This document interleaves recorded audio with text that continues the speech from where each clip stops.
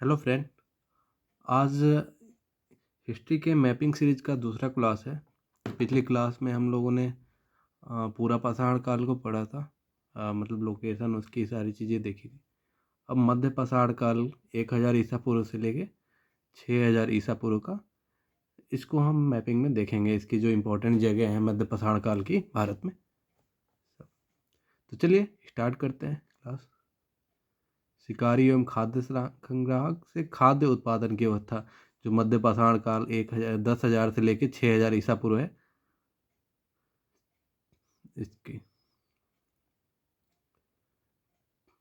तो इसमें तीन हम पहले बता चुके हैं सेगमेंट होता है। एक मैप का होता है, एक जगह होता है और एक एक्सप्लेनेशन होता है इसका।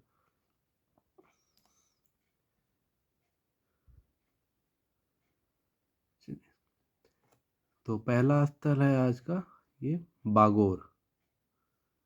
बागोर ये पड़ता है राजस्थान में। यहाँ पे जो मैंने भी येलो साइड कर दिया है, देखते हैं इसकी क्या। बागोर एक मध्य पाषाणिक कालिक स्थल है जो वर्तमान में राजस्थान के भीलवाड़ा जिले में स्थित है। इस स्थल से कृषि तथा पशुपालन के प्रारंभिक साक्ष्य प्राप्त होते हैं। Second is Chandravati. मैप में देखेंगे चंद्रावती को। आई थिंक ये भी राजस्थान में ही पड़ रहा है। यहाँ पे एक मिनट, सॉरी।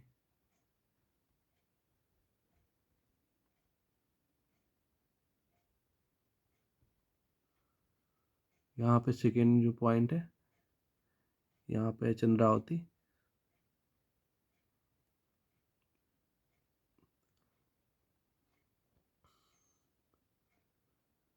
चंद्रावती दक्षिणी राजस्थान में आबू रोड पर गुजरात की सीमा पर स्थित है। यह एक मध्य पाषाणकालीन स्थल है। यहाँ से एक चर्ट पत्थर प्राप्त हुआ है जिस पर रेखा चित्र बना हुआ है। यह साउथ जो राजस्थान है, आबू रोड सिरोही जिला में शायद पड़ता है वहाँ से। तीसरा स्थल है लंगनाज। ये यहाँ पड़ता है एक ट्रॉपिक ऑफ कैंसर के जस्ट साउथ में, पास में पड़ता है गुजरात में। लंगनाज यह गुजरात के मेहसाणा जिले में स्थित एक मध्य पाषाणकालिक स्थल है।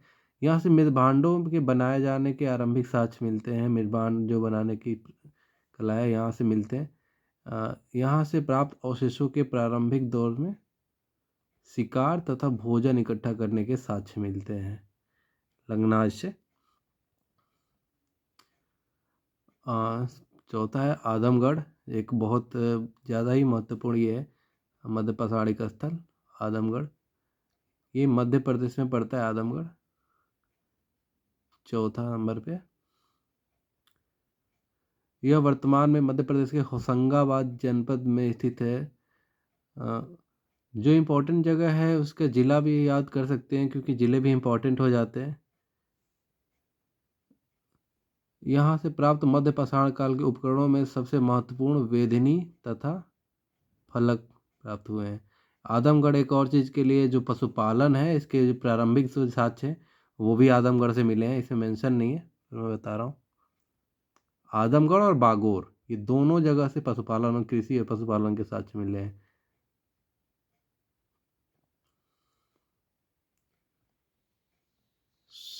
सुंदरगढ़। सुंदरगढ़ यहाँ है जहाँ मैंने येलो साइड किया है। ये देखते हैं किस राज्य में। यह उड़ीसा के सुंदरगढ़ जिले का एक शहर है। प्रमुख मध्य पाषाणिक कालीन स्थल है। यहाँ से मानव द्वारा प्रयुक्त औजार, मानव निवास के साक्ष्य प्राप्त होते हैं। संबलपुर, ये भी शायद उड़ीसा ही है। संबलपुर 6वें नंबर पे देखते हैं जी, यहीं पे है। इसके नीचे जस्ट 6 नंबर पे ये यहाँ पे है संबलपुर, सुंदरगढ़ के नीचे। उड़ीसा राज्य के मध्य में स्थित संबलपुर स्वयं एक जिला है जो मध्य पाषाणकालीन स्थलों के प्रमाणों से भरा हुआ है। यहाँ से प्राकृतिक शैलाश्रय से खुदे हुए रेखाचित्र प्राप्त होते हैं। संभलपुर जो है ये पूरा पाषाण कालिक स्थल भी था। इससे पहले वाले हम क्लास में देख चुके हैं। जिन्होंने वो वाली क्लास नहीं देखी है वो प्ले लिस्ट में जाके देख सकते हैं। वीरभानपुर, यहाँ पे पड़ता है आपका वीरभानपुर, वेस्ट बंगाल है 7वें नंबर पे। यह पश्चिम बंगाल के राज्य के मेदिनीपुर जिले में अवस्थित है।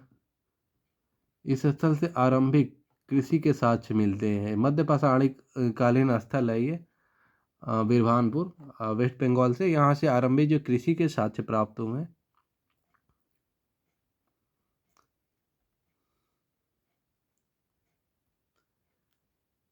महागरा या सुहाग घाटी, ये यहाँ पे लोकेट 8वें नंबर पे मैंने लोकेट किया है। सुहाग घाटी या महागरा, इसे देखते हैं।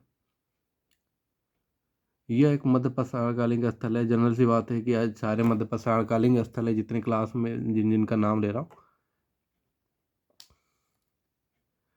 इसकी वर्तमान अवस्थिति उत्तर प्रदेश के प्रयागराज जिले में है। इस स्थिति कुछ गुफा चित्र यहाँ से प्राप्त हुए हैं, ये याद रख सकते हैं बस। मध्य पाषाणकालिक स्थल है, गुफा चित्र प्राप्त होते हैं। चौपानी मांडो, ये भी प्रयागराज में है, देखते हैं अभी भी। चौपानी मांडो,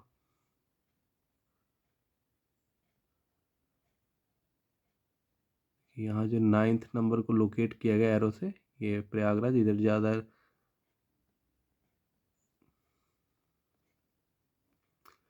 बेलन घाटी में चौपानी मांडो स्थल जो प्रयागराज के पास मेजा तालुके में स्थित है, मध्य पाषाणकालिक स्थल है। यहाँ से हमें विश्व के प्राचीनतम हस्त निर्मित मृदभांड प्राप्त होते हैं। यहाँ से अनेक लघु उप पाषाण प्राप्त हुए हैं। ये पूरा पाषाणकालिक स्थल भी है, मध्य पाषाणकालिक स्थल भी है।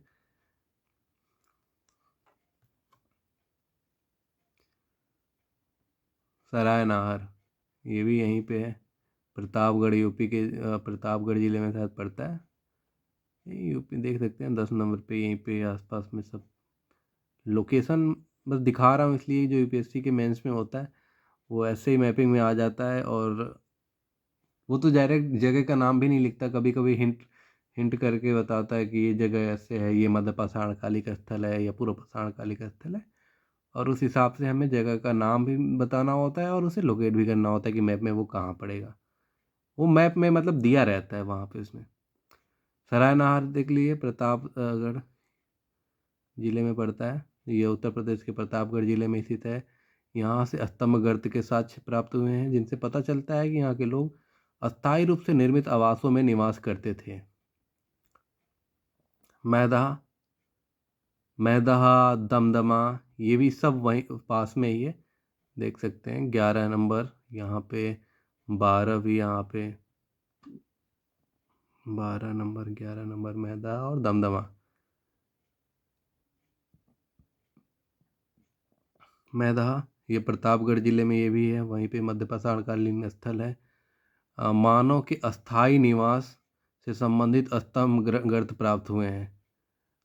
सरायनहार से भी स्तंभ को प्राप्त हुए हैं, यहाँ से भी प्राप्त हुए हैं। यहाँ से पशुओं के सिंग से निर्मित एक कंठाहार पाया गया है जो मध्य पाषाणकालीन लोगों की कला कृत्य को दिखाता है। ये इंपॉर्टेंट है। यहाँ से मैदाह से नई चीज़ें, ये तो बल्कि स्तंभ गर्त यहाँ पे प्राप्त होते हैं, यहाँ पे प्राप्त होते हैं। दमदमा ये भी उत्तर प्रदेश के प्रतापगढ़ जिले में है। प्रतापगढ़ में हमें 3 इंपॉर्टेंट स्थल मिल जा रहे हैं। एक तो दमदमा है, महदहा है, महादहा, और ये सरायनहार है, तीनों मध्य पाषाणकालीन स्थल। और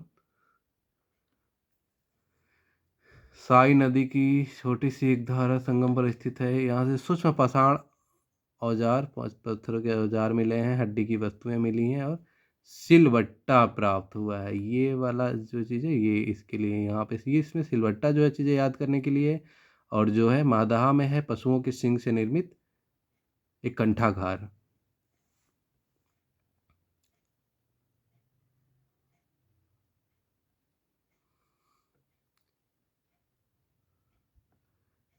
तेनमलाई 13 नंबर पे तेनमलाई, ये यहाँ है साउथ इंडिया में। देखते हैं इसके बारे में। तेनमलाई यह केरल राज्य में कोल्लम जिले में अवस्थित है। यहाँ से मध्य पाषाण काल के हड्डी के औजार प्राप्त हुए हैं। वर्तमान में यह स्थल प्राकृतिक पर्यटन की दृष्टि से विशेष महत्व रखता है। बस ये जगह को याद रख सकते हैं आप। और नेक्स्ट जो है टेरी स्थल,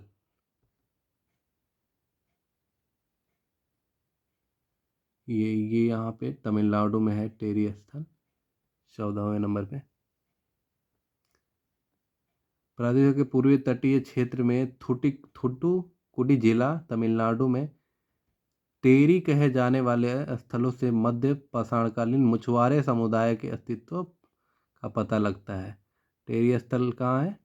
तो तमिलनाडु में।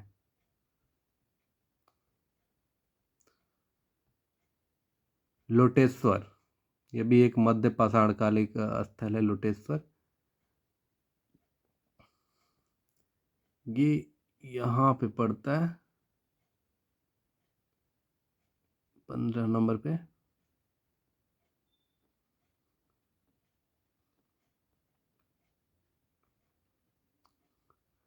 ये गुजरात के लोटेश्वर जो है गुजरात के पाटन जिले में अवस्थित है।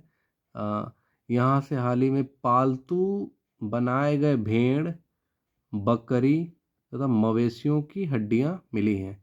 लोटेश्वर ये एक जगह है जहाँ से हमें अगर पशुपालन के भी साक्ष्य कह सकते हैं, या जो जो यहाँ पे जो जानवर मिले हुए हैं जिनके पशुपालन के साक्ष्य मिलते हैं वो है भेड़, बकरी, लोटेश्वर।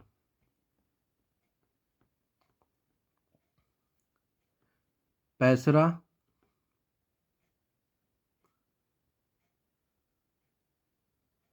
पैसरा यहाँ पे देखिए 16 नंबर, ये पैसरा, ये बिहार में पड़ता है पैसरा।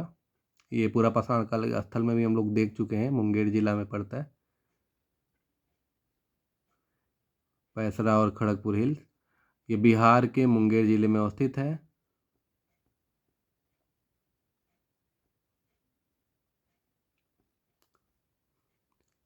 भीमबेटका, इतिहास का हर स्टूडेंट इस जगह से तो परिचित होगा ही, एमपी में पड़ता है ये। जगह को दिखाते हैं, 17 नंबर पे है। यहाँ पे कुछ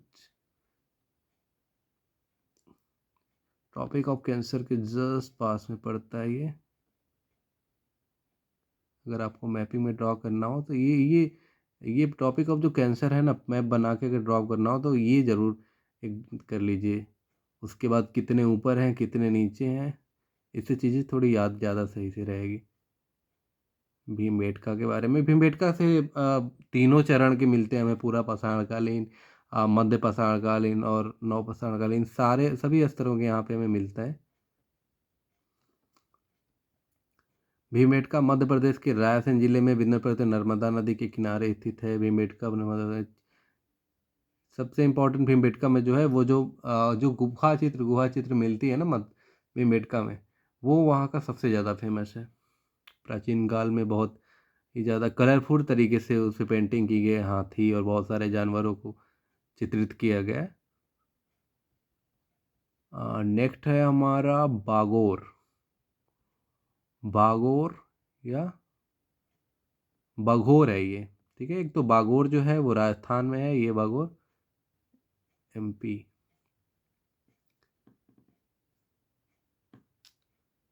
18 देखिए यहाँ पे पड़ता है 18 नंबर पे बाघोर है ये एमपी में। यह बाघोर सेकेंड या बागोरी कह सकते हैं, इसलिए सेकेंड इसमें लिखा हुआ है, कन्फ्यूजन ना हो। एमपी के सोन घाटी से सीधी जिले में स्थित है। यह एक मध्य पाषाणकालीन स्थल है। लिखैया, यह उत्तर प्रदेश के मिर्ज़ापुर जिले में स्थित है। यहाँ से मिर्ज़ापुर में है, यहाँ से सैलासरों के ब्लेड फलक, सूक्ष्म पाषाण और औजार मिले हैं। यहाँ कब्रों के अतिरिक्त अतिरिक्त मृत भांड भी यहाँ से प्राप्त हुए हैं, लिखैया उत्तर प्रदेश से, जिसे हम पूरा पाषाण काल में भी पढ़े हैं और अभी मध्य पाषाण में भी हम इसे देख रहे हैं। लिखैया, इसे हम दिखाते हैं 19 नंबर पे, ये रहा है 19 नंबर के हिसाब से लिखैया, यहाँ पे मिर्ज़ापुर में। लास्ट है आज का रतनपुरा। ये देखिए रतनपुरा यहाँ पे गुजरात में।